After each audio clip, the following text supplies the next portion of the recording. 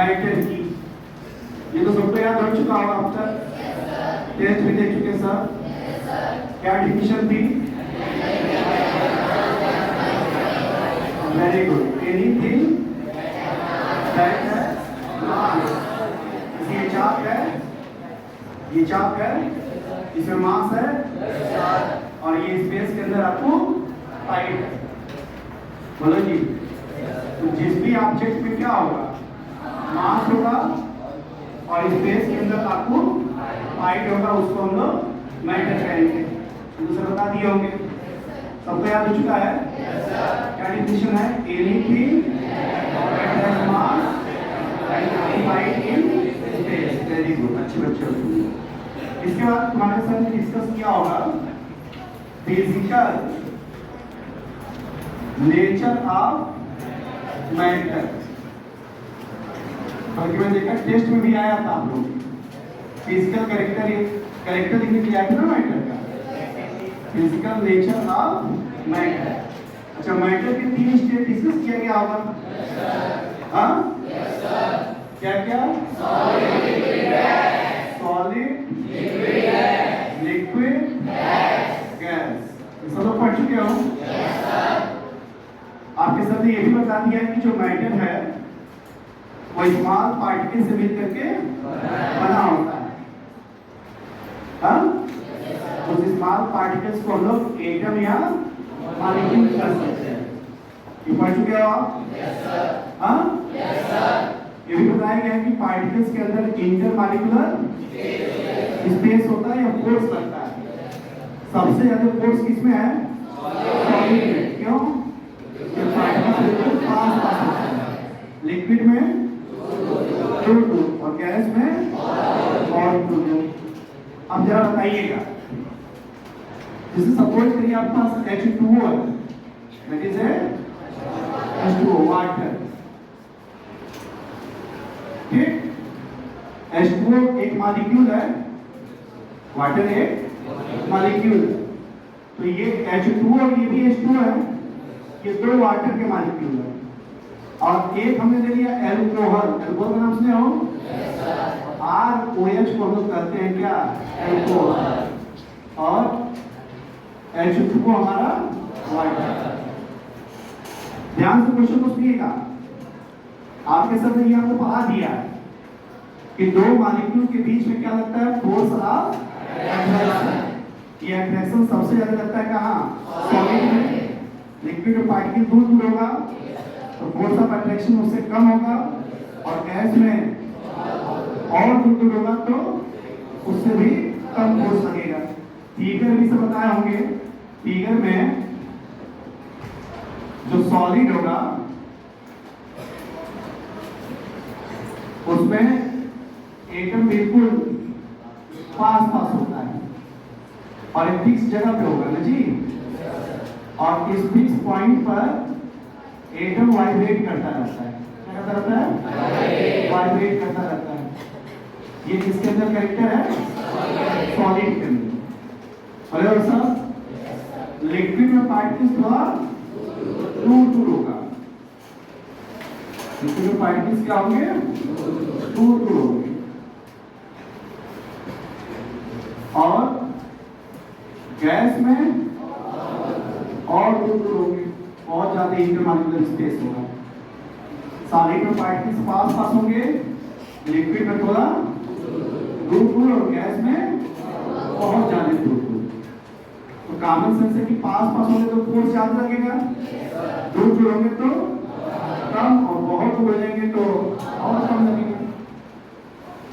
अब क्वेश्चन हमारा ये है, ये पढ़ चुके हैं। क्वेश्चन ये है कि ये भी वाटर है और ये भी वाटर है, तो इस 2 वाटर के मॉलिक्यूल के बीच में, इस सेम मॉलिक्यूल के बीच में भी फोर्स ऑफ अट्रैक्शन लगेगा।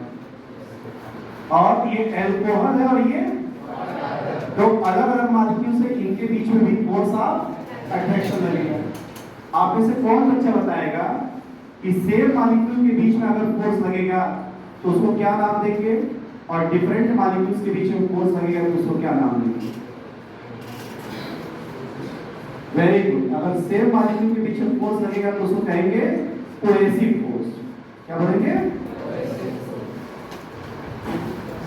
Cohesive force, COHESIVE, cohesive force. Very good. अच्छे बच्चों को क्या नाम है आपका? सिद्धार्थ सिंह। ठीक है, कहाँ करते हो? पुलिस में। Very good. Cohesive force, cohesive force क्या होता है? आपको ये समझ बता दिया कि एटम या मॉलिक्यूल्स के बीच में क्या लगता है? Force of attraction. लेकिन जिस दो पार्टिकल्स के बीच में फोर्स ऑफ अट्रैक्शन लग रहा है, वो दोनों के दोनों पार्टिकल्स क्या है? सेम है। क्या है? सेम पार्टिकल्स के बीच में फोर्स ऑफ अट्रैक्शन लगेगा तो उसको कहेंगे क्या? Cohesive force. यानी आप लिख लो कोहेसिव फोर्स की डिफिनेशन क्या है? तो the force of attraction, the force of attraction between same molecule। मेरी क्लास है, आपको डिफरेंस समझा रहा है? हम आपके सब चैप्टर पढ़ा चुके हैं, समझ रहे हैं? अब हम क्लास को इक्वलिटी के तरफ लेके जा रहे हैं। जैसे कैसे इक्वलिटी आई? आप पूरी क्लास में सिर्फ कोहेसिव फोर्स को ना बच्चा जान रहा था एक, लेकिन आज क्लास करने के बाद हम सबको समझ आ गया कोहेसिव फोर्स क्या है? हाँ? अगर एक ही तरह के मॉलिक्यूल में फोर्स ऑफ अट्रैक्शन लगेगा तो उसको कहेंगे क्या? Cohesive force. जैसे बहुत सिंपल एग्जांपल है, मैं आपके पास आइस है, एक आइस कई H2O से मिलकर बना होगा। एक आइस कई H2O से, उसमें क्या है? सिर्फ H2O है, सब मॉलिक्यूल क्या है? सेम है। वहां जो फोर्स ऑफ अट्रैक्शन लगेगा उसको कहेंगे क्या? Cohesive force. क्लियर? बोलो जी। सेम मॉलिक्यूल के बीच में फोर्स लगेगा तो क्या कहेंगे? Cohesive force. कोई कंफ्यूजन हो रहा है किसी को? हाँ? और दूसरा मैं बता दो, दूसरा और किसी को पता है? डिफरेंट, हाँ बताओ। हाँ? Adhesive force. अगर डिफरेंट मॉलिक्यूल्स के बीच में फोर्स लगेगा, डिफरेंट मॉलिक्यूल के बीच में फोर्स लगेगा तो उसको बोलेंगे क्या? Adhesive force. जैसे ये अल्कोहल है, अल्कोहल है ये, और ये क्या? वाटर है। ये दो डिफरेंट मॉलिक्यूल हुआ ना, एक अल्कोहल और एक वाटर। तो दो अलग अलग मॉलिक्यूल के बीच में फोर्स ऑफ अट्रैक्शन लगेगा तो उसको कहेंगे क्या? Adhesive force. उसकी स्पेलिंग क्या होगी? ADHESIVE, adhesive force. लिख लो एडहेसिव फोर्स क्या है? The force of attraction, force of attraction between क्या? Different molecule. The force of attraction between different molecule. सबको याद है कि नहीं? बोलो। हाँ दोस्तों, हो? हाँ, सेम मॉलिक्यूल के बीच में फोर्स लगेगा तो क्या नाम दोगे? Cohesive force. डिफरेंट मॉलिक्यूल के बीच में लगेगा तो एडहेसिव फोर्स। याद हो गया? हाँ, चलो एक क्वेश्चन लिखो सर। चैप्टर पढ़ लिया ना सर? एक क्वेश्चन लिखो sir.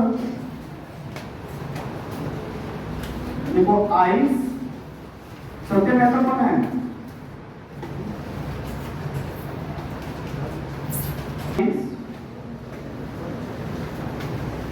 Question for ice float, ice float on the,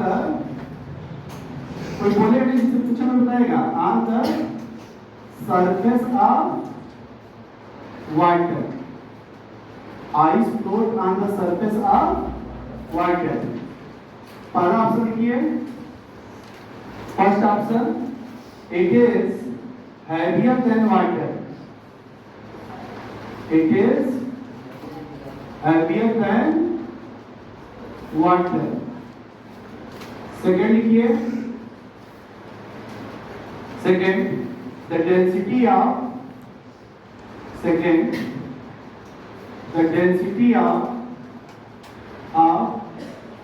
ice and water both are same. The density of ice and water both are same. Third लिखिए, ice is lighter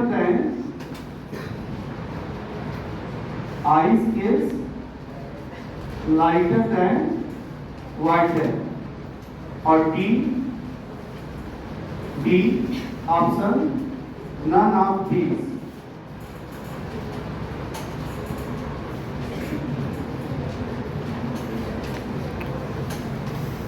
ठीक है, कौन बच्चा बताएगा आप में से? किसका आंसर आ रहा है इसका?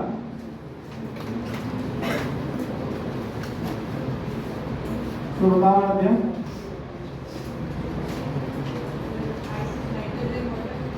Ice is lighter than water. तो बताओ.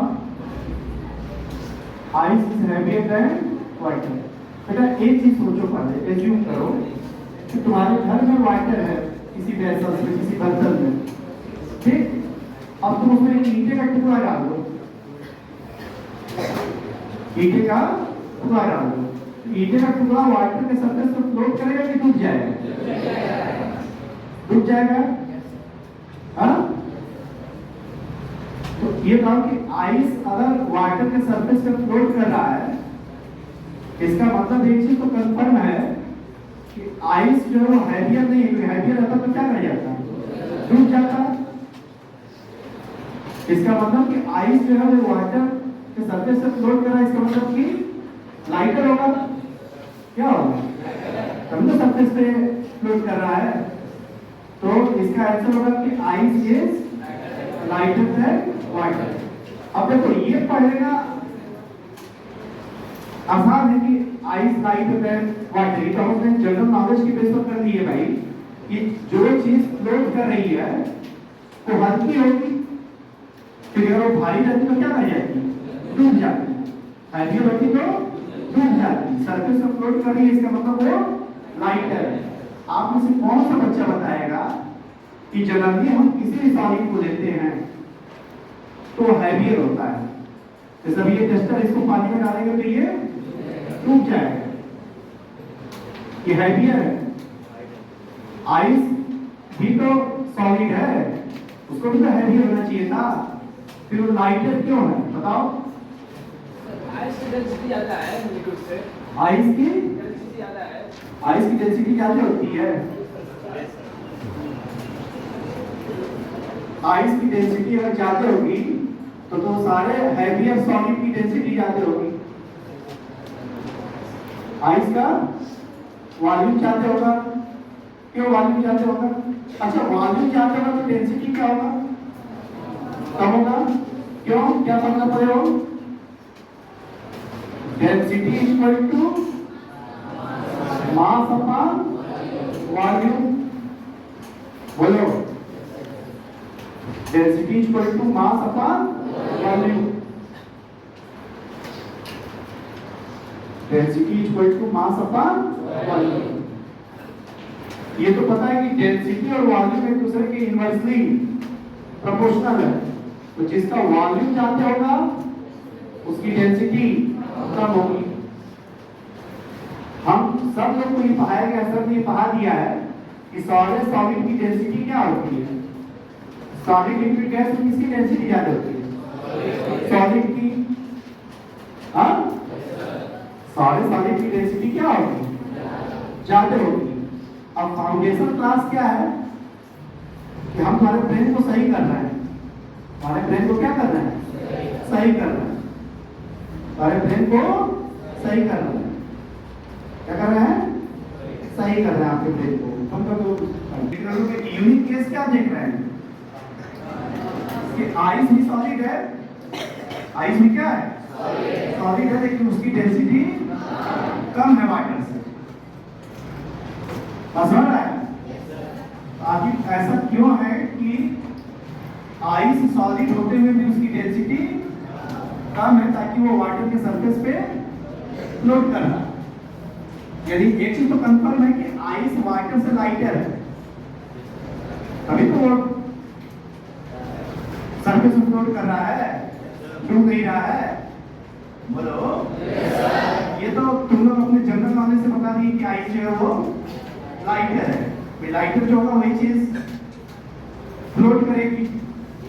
बोलो लेकिन ये भी तो जानना पड़ेगा ना कि सॉलिड सॉलिड की डेंसिटी ज्यादा होती है, तो फिर आइस भी तो सॉलिड है, तो उसकी डेंसिटी कम क्यों? वाटर के सरफेस पे फ्लोट क्यों कर रहा है? समझ आया बात को?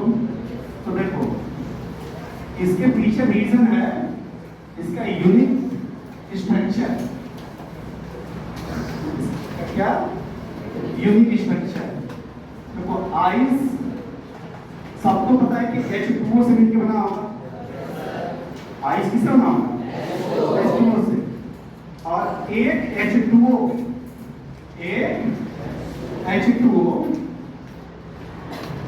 दूसरे H2O के साथ जुड़ता है। एक H2O दूसरे H2O के साथ जुड़ता है और जुड़ने के बाद एक केज लाइक स्ट्रक्चर का फॉर्मेशन करता है। मेरे बात ध्यान से सुनिएगा क्या करें। जैसे मान लीजिए आपने आइस लिया है, वाटर लिया, आइस लिया और दोनों का मास यूनिट है। दोनों का मास हमने क्या कर रखा है? यूनिट मास कर रखा है। दोनों का मास हमने यूनिट ले रखा है। अब हमारे पास आइस है, हमारे पास वाटर है। तो वाटर में पता है कि एक H2O दूसरे H2O से दूर दूर होगा। एक H2O दूसरे H2O से, और आइस में एक H2O दूसरे H2O से पास पास होगा। तो जब ये एक H2O दूसरे H2O से कंबाइन होगा, एक H2O दूसरे H2O से कंबाइन होगा, तो एक केज लाइक स्ट्रक्चर का क्या करेगा? फॉर्मेशन करेगा। कैसा स्ट्रक्चर आएगा? Cage like structure. और देखो एक H2O के सराउंडिंग में टोटल 4 बॉन्ड बनाता है। क्या बॉन्ड? ऐसे तो H2O में 2 ही बॉन्ड है, लेकिन जब एक H2O दूसरे H2O से जुड़ेगा तो 1 2 3 4 बॉन्ड बनाएगा। इस 4 बॉन्ड के इस स्ट्रक्चर को बोलते हैं क्या? इसको, इस 4 बॉन्ड के इस स्ट्रक्चर को क्या बोलते हैं? तो इस स्ट्रक्चर को बोलते हैं, देखो ऐसे स्ट्रक्चर है, इसको बोलते हैं टेट्राहेड्रल। क्या बोलते हैं इसको? टेट्राहेड्रल। क्या नाम देंगे इसको? ठीक। अब देखो ये एक H2O था, अब ये H2O का हाइड्रोजन फिर अगले H2O से कंबाइन होगा, ये हाइड्रोजन फिर अगले H2O से कंबाइन होगा। बात को फिर ये हाइड्रोजन अगले H2O से कंबाइन होगा। समझ गया होगा बात को? तो कई H2O इसी तरह आपस में कंबाइन हो गए टेट्राहेड्रल में। टेट्राहेड्रल फिगर बना कि एक H2O दूसरे H2O से कंबाइन होगा। तो जब ये कंबाइन होना शुरू करेंगे आपस में, कंबाइन होना शुरू करेंगे, तो जब कई H2O को ऐसे ही जोड़ोगे आप, कई H2O को ऐसे ही जोड़ोगे, तो आप देखोगे कि इनके बीच में क्या हो रहा है? इनके बीच में एक केज लाइक स्ट्रक्चर बन रहा है। कैसा स्ट्रक्चर बन रहा है? और ये स्पेस आ रहा है, एक H2O से दूसरे H2O के बीच में क्या आ रहा है? स्पेस। ये जो H2O आपस में मिलते हैं तो ये बीच बीच में दिखाई दे रहा है ना आपको? ये क्या है? ये स्पेस मतलब वॉल्यूम। स्पेस मतलब जब एक H2O दूसरे H2O से केज लाइक स्ट्रक्चर बनाएगा तो उसमें इंटरमॉलिक्यूलर स्पेस आ जाएगा। स्पेस मतलब क्या आ गया? वॉल्यूम। तो जब केज लाइक स्ट्रक्चर होगा तो वॉल्यूम क्या करेगा, और वॉल्यूम इंक्रीज करेगा तो डेंसिटी, और डेंसिटी कम हो जाएगी तो जाहिर सी बात है वाटर के सरफेस पे क्या करेगा, फ्लो करेगा। तो कोई पूछे कि आइस जो है वाटर के सरफेस पे फ्लोट क्यों करता है, तो बोलोगे कि आइस में एक H2O दूसरे H2O के साथ केज लाइक स्ट्रक्चर का फॉर्मेशन करता है। कैसे स्ट्रक्चर होता है, केज लाइक, और केज लाइक स्ट्रक्चर की वजह से उसमें इंटरमॉलिक्यूलर स्पेस आ जाता है जिससे उसका वॉल्यूम बढ़ जाता है। वॉल्यूम बढ़ेगा तो डेंसिटी कम हो जाएगी, और इसीलिए वो वाटर के सरफेस पे क्या करता है, फ्लोट करता है। क्लियर सभी को, बंद कर दिया उसको।